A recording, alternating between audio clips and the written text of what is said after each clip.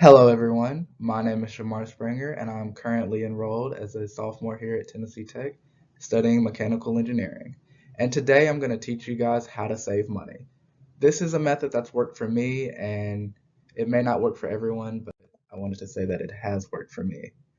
I have a 5-step guide for you guys. The goal is to help you make smarter financial money decisions and to ultimately lead to greater financial freedom in your life. Step one, you need to earn the money, of course.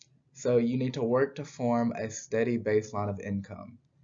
But this baseline does not need to include overtime or bonuses, as those are not consistent earnings, so they're irregular. So there's no need to add those in because they will not stay the same. Step two, evaluate your earnings. Here you need to record all your spending, necessary and frivolous. This means you need to catalog bills, insurance, groceries, subscriptions such as Netflix and Amazon or Hulu, any gym memberships, any unnecessary clothing expenses.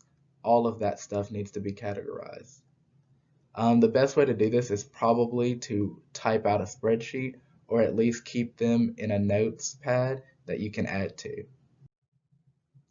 Step three, set a realistic budget. Okay, everyone should know basically how to set a budget. But for me, I added the word realistic because it adds a 10% margin of error. So, say you have $1,000 as your budget, kind of. You need to then add another $100 because that's 10% of what your overall earnings would be. At $100 so that then you have a margin of error. And some weeks you'll go over that and some weeks you'll be under that, but this margin of error will calculate for that. And at the end, it could also be money that you have to save or to spend. Right? Fourth, the most important is to test your budget. When I test my budget, I like to look at a window of about 3 to 6 months. Try not to use summer months because usually we're able to make more money during that period of time. So I like to take a nice 3 to 6 months out of the year and test the budget. Now, if that's too long for some people, you could use a month or so, but as long as you test it, figure out what works for you, and then retest it, that's the ultimate goal. And finally, step five is to calculate your savings.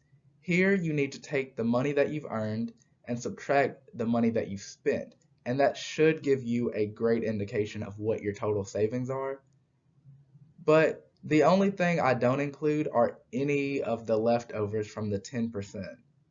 Because to me, that was your margin of error. So you should have spent that sometimes and you shouldn't have spent it other times. So you don't really have to add that to your savings. So if you were good and you were always on the lower side of spending over your 10% margin, that's extra spending money for you in the future. And that's all I have for you guys. That's how I save money. And I think it's a really good way to save money.